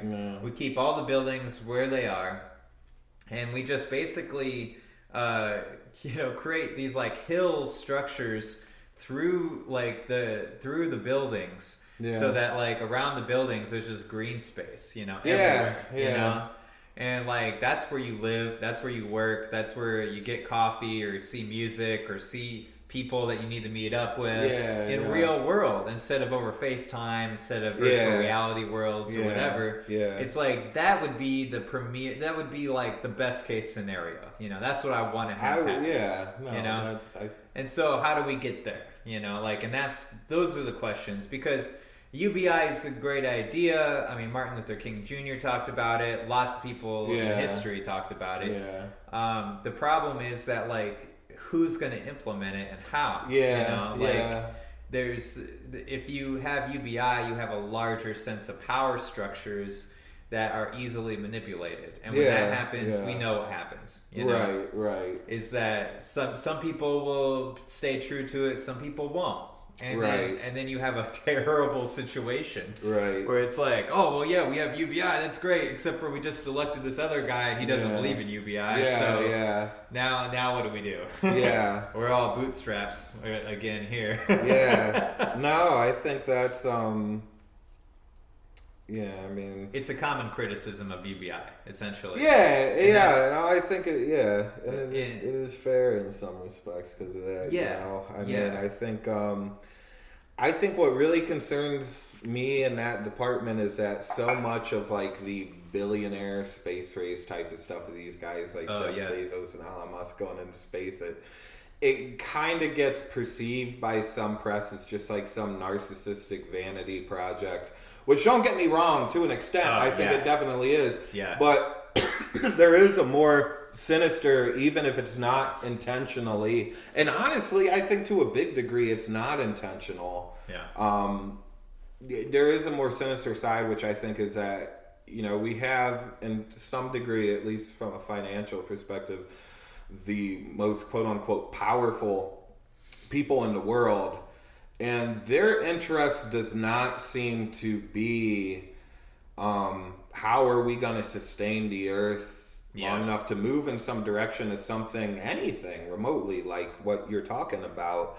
And they seem to really be invested in this whole colonized space idea, which I think is more than just a projection of their narcissism. It's the real underlying idea that just we are going to exploit the earth for all it can be exploited for. And it's gonna be okay because we can live on out here once it's over, and you know, like, and the entire model that it's predicated on. And so in that respect, like, you know, I would much rather see something like you're talking about that is, you know, integrating the ecology into it, and not just saying, hey, let's have a backup home when we exploit this one of everyone. You know, it's completely infeasible and it's never gonna work. Because I mean, if we had 1,000-year time frames to work with, you know, like maybe, I would say that in that case, maybe that would work. You know. And we would have to probably nuke the ice caps of Mars to make it work, you know, to try to create greenhouse gases, to create an atmosphere that A, you aren't going to die of radiation poison when you're on the surface of the planet, and B, you're going to have an actual livingable conditions where you can grow shit to eat and have oxygen. I mean, like, without those two things, you're dead in the water. This is like, right now, if you go to Mars, you'll live there for maybe 40 years under the best conditions, but you'll die of radiation poisoning. If anything else, you know, like, and all of the other, you know, all the other possibilities of ways of dying on Mars. Like, and let's face it, this is only going to be available to if you can afford it. This is not going to be something. There's going to be some reach out program to make sure we all get to know the wealthy, the affluent,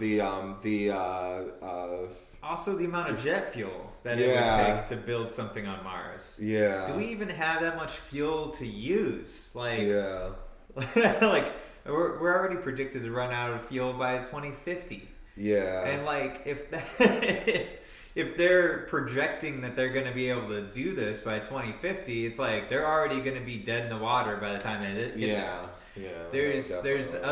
There's ingenious ways of getting into space about that, like the spin launcher thing. Have you seen this? Not really, no. Yeah, they like spin things on the ground on Earth. they spin it up to like, I don't know, 50,000 G's or some crazy level of like potential energy, and then they just shoot it up into space, and then the rockets hit at a certain altitude or whatever.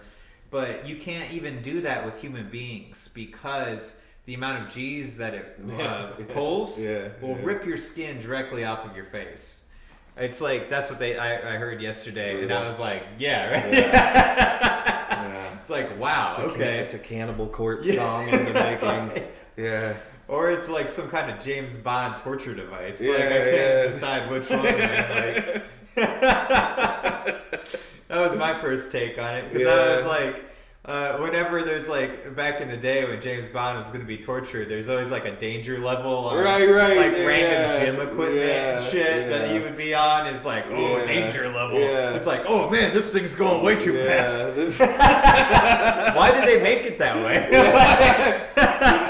He should have made one with a knob like the guitar amp in Spinal Tap. It goes up to 11 when you really want to. Yeah, if you're like, this goes up to 11. This is only for people on steroids at Olympic levels of like shit. Like, completely illegal. Yeah.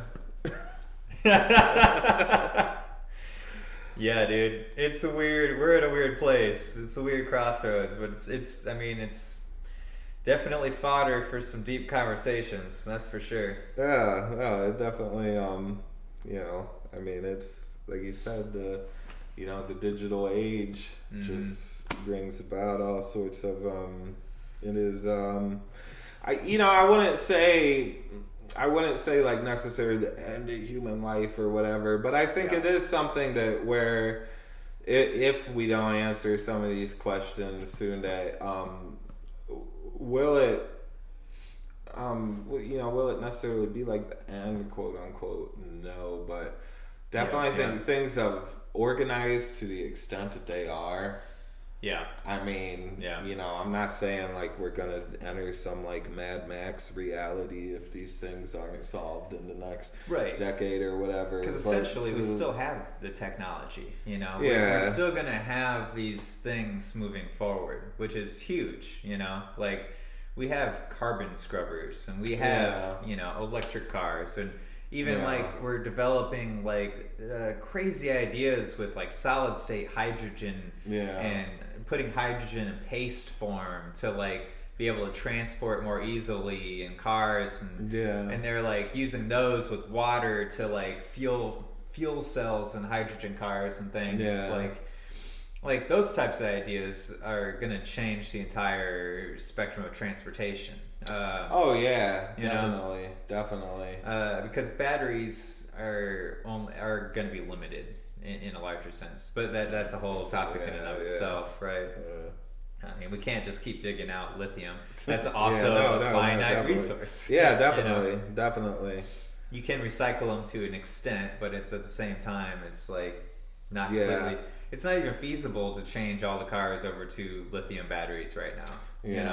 It's like even if you have the manufacturing to do so, like there's no way that you have the resources to actually implement that.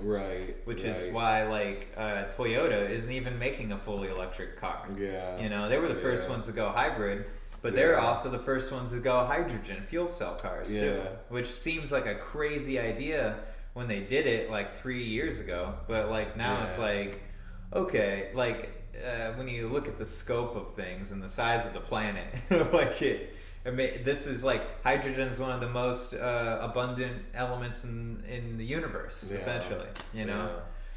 Like it's most of the water in our ocean, right. or at least 2/3 of it. I don't know. Things are changing. Like, I know I was going to, I wanted to get a job as like a freelance writer, copywriter, like kind of thing. And like, I found this random like AI writing system on the internet for like $10 a month. And like, I'm just starting, like, I'm building my portfolio now with just this AI writer, you know, having me write, like, it's like, okay, if I was to make a blog post about this and, like, honestly, just asking it questions about shit that I don't even know about. Just because I'm, like, also trying to learn. Like, I'm, like, writing these things, but also learning. I'm like, okay, like the title of this article is using blockchain for voting. And then it comes up with like, oh, your first point is this, your second point is this. And then you like click on it and you said, okay, expand this headline into a paragraph. And it writes the whole paragraph for you. Sure.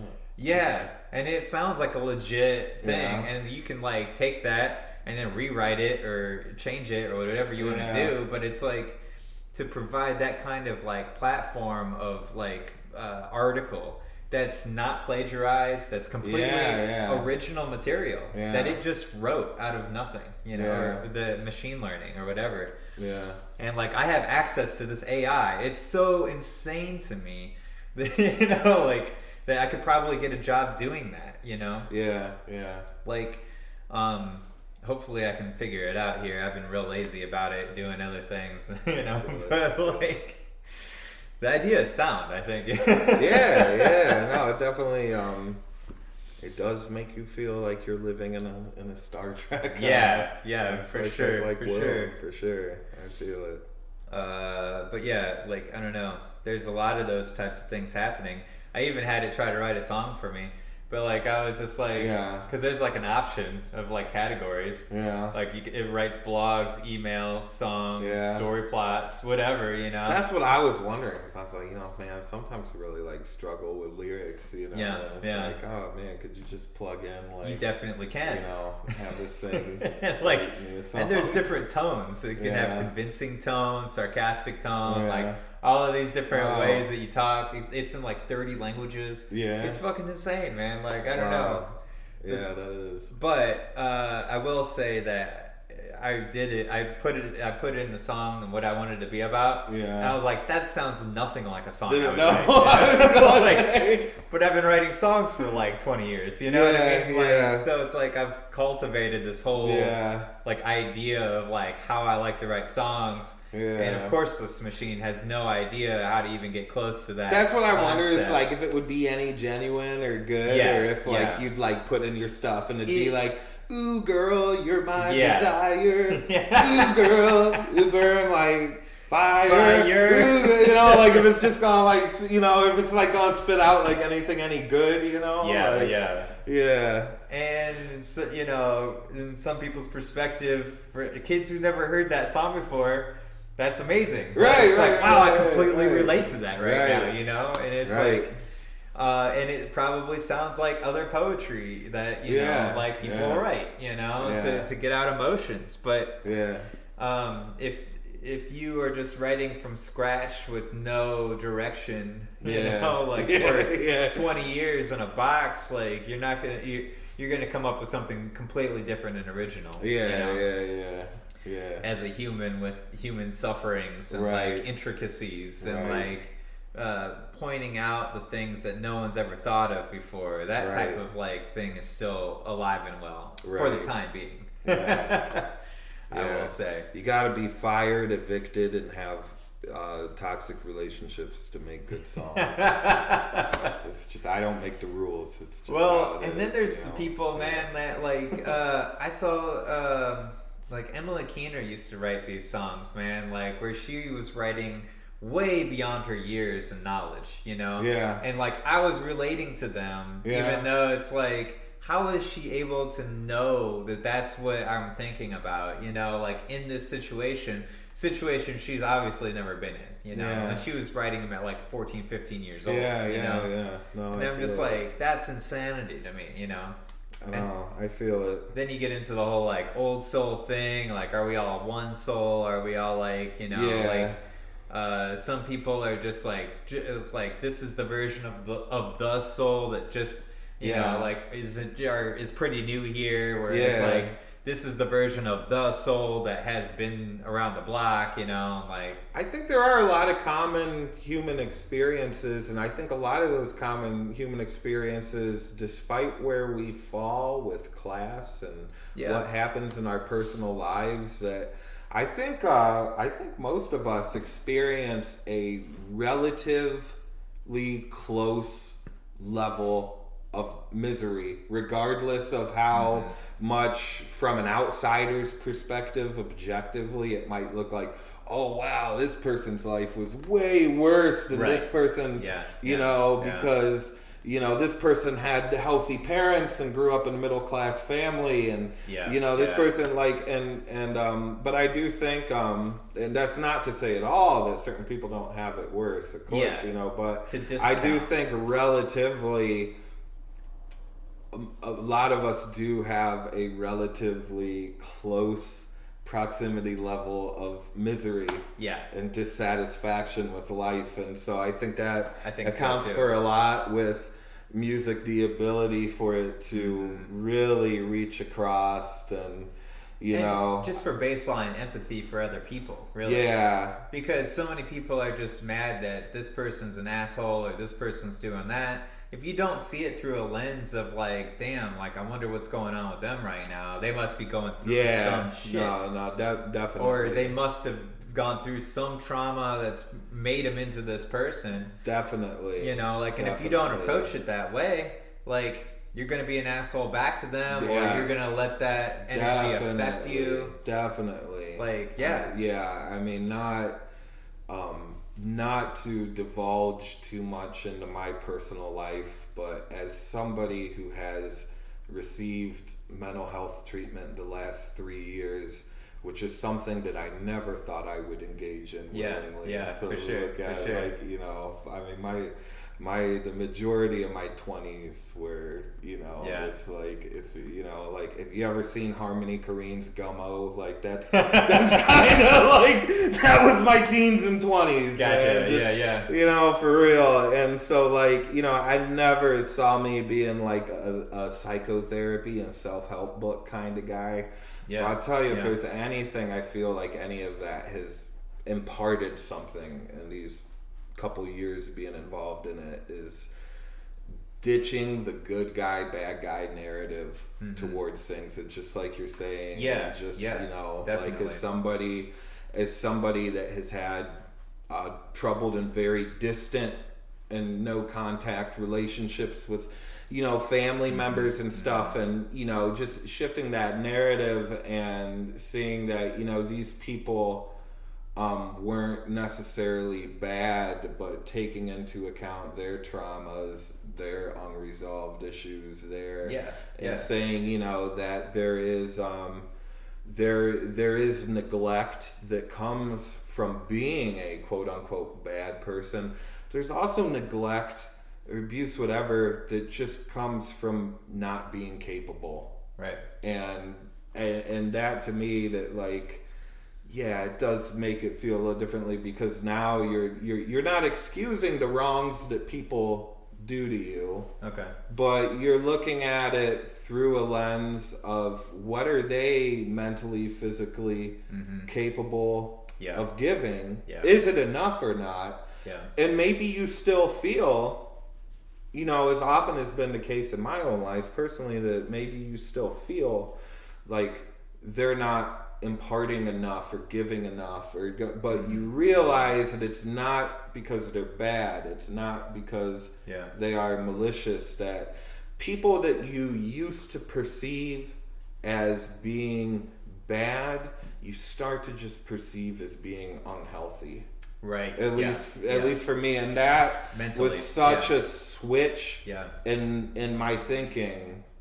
To where, it is so easy to trap yourself in the cycle of boy, if everybody just thought like me, wouldn't things just be better? And there's no way possible that can happen, No. because we've all come to this spot in from so many different directions. No, and it wouldn't be good even if it could, because to me anyways, I feel like I don't know about you, but the people in my life that have pissed me off the most have the exact same psychological profile as me. Right. I can't stand to be around somebody like me.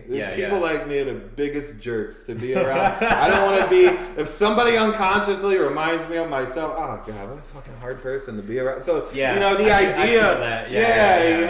It's like looking in a mirror that you don't want to look into sometimes, Exactly. Man, you see that shadow self. You see that shadow self. They're like, you guys would get along great. It's like, no. Yeah, no, exactly. So I like being that person in this group, but I don't want to. Yeah, exactly. So I think that's really part of what's so misguided about assuming that, if everyone were just like me. But when you look at the world through the dichotomy of good people, bad people, right. and that's really the only way, I think it's very easy, to get hooked in. You bring up, you kind of rung a bell, like with me about like, it's interesting how like, beyond the good bad duality, there's like this sense of like, if you're in a group of people of like, even like early humans growing up tribally, you had probably like 100 or 200 people in a group, right? Yeah. Like what's interesting about those numbers is that it gives certain people take on certain roles that other people aren't, simply because they're not taken in that group setting. Yeah. You know what I mean? And it's like, so we take, like, if something isn't happening in that group, someone will invariably just be like, oh, well, like, I'm being pushed out of this guy's doing this too well, so I can't really do this, but I can do this, and this slot is open. It's almost like that opening provides like, like it's really weird how that works, I think. Personality wise, occupational wise, like on a lot of different levels, but from a mental standpoint, I do think that everybody could benefit from some kind of psychotherapy or some kind of just the ability to talk to somebody from an objective point of view about their life. Is amazingly like revealing about yourself. No, I definitely. I think humans are not inclined to keep secrets, and I think we keep I can only speak on my personal life in this respect, but it's these secrets, if even we keep them with ourselves, I think the most intimate secrets we keep and the strongest secrets we keep are often about ourselves. And so often I think it is, again, I can only speak from my experience, but so much of this is responsible for inner senses of guilt and shame that we carry around, that if we just keep them a secret forever, it becomes hard, if not impossible, to actually ever process it in a healthy way. And so it's like taking a loan out from a bank. You're gonna get that that interest rate over time just increases, and where you could have just forgiven yourself right away or just told somebody right away, it becomes a bigger burden as time. Definitely. And that is something that I think is kind of a generally human problem, and that much of I think like our relative misery, that I think we all experience it in ways that subjectively to somebody on the outside, so your case seems worse than mine, or vice versa, or whatever. But when it comes to our ability to actually handle it, I think a lot of us are generally in the same boat. In that department, which is why I think it is, like you said, like, things like psychotherapy, I think are beneficial for a lot of people, if not everyone, because, I think most of us are really pretty mentally ill on some sort of spectrum that really we all fall on somewhere, and it's mental illness is so stigmatized that it can be tough to, but this was something Carl Jung talked about too, and as he briefly talked about mental illness on his essay on psychology and religion. He said, basically, like, if somebody has like stomach cancer, we don't make a moral judgment on that person for having that illness, but if somebody has, like in my case, like major depressive disorder, right, or maybe they're schizoaffective, or they have some sort of social anxiety disorder. We have a tendency as a society, and maybe not individually, but as a society, to, kind of have feelings on these like they are moral reflections of the people that have them, which was also a big part, to me, as you can go back to that dichotomy of good people and bad people. It right, yeah. kind of builds into that, because when you start to evaluate the bad people in your life as this individual is really not mentally well, then you start to look more from the perspective of less from the perspective of I'm looking at an evil person, and right. more from the perspective of just I'm dealing with a sick person, I'm dealing with an unhealthy person, and then even not from an individual level to a group dynamics, you know what I mean? Yeah. Because we all create ripples, and so it's a lot of times if you're if I was a therapist and I'm treating someone, it's not necessarily that I'm treating that person, but I'm treating all the people that are associated with that person. Yeah. And then, and this is why so often, it's a lot larger thing. This is why usually, when a psychiatrist or a psychologist is working with, say, children in a divorced family, they want to deal with the whole family for that. And, sometimes you read about, people get upset about, why do I have to be involved? My daughter is the problem. Why do I need to be involved in this? Because it is, like you're saying, it is the dynamic of everyone in that immediate in that circle. Situation. It's not, Yeah, it's and usually that is the cause. I would guess, and at least I think I think so. A lot of this maybe in the majority of people that would be the cause. Yeah, if we were to say that everyone needs psychotherapy, the majority of the people whose problems were caused by other people rippling through your life, or there's tons of reactions to those people and then other people around you, and then it's okay, this is all messed up, but I'm not going to say anything because I need to keep things smooth in this area or whatever. Have you ever heard of Ross Rosenberg? He's a psychotherapist. Okay. He's got a great book I'm reading right now. It's called The Human Magnet Syndrome. Oh. And basically he talks about how children who come from dysfunctional families with a narcissistic and a codependent parent often, more times than not, end up fulfilling one of those roles in the romantic relationships in their life, either being the narcissistic or the codependent partner later in their life, and kind of acting out the same. So they attract each other for those different reasons. That makes a lot of sense. That's something he talks about. But he talks about the 5-generation rule, and he basically says that if you could have some idea, your parents, your grandparents, your great grandparents, your great great and your great great great, if you could go 5 generations in your family like that, just how much more intimate and better of an understanding you would have of your family traumas. Wow. Because that's really, I think really the most accurate, because we do, you gotta look at cross-generational trauma, and Freud obviously had some wacky ideas about some things, but one thing I think he was definitely right about is the degree to which most of us do to some degree use our parents as the template of the kind of lovers we choose later in life, or just socialization in general.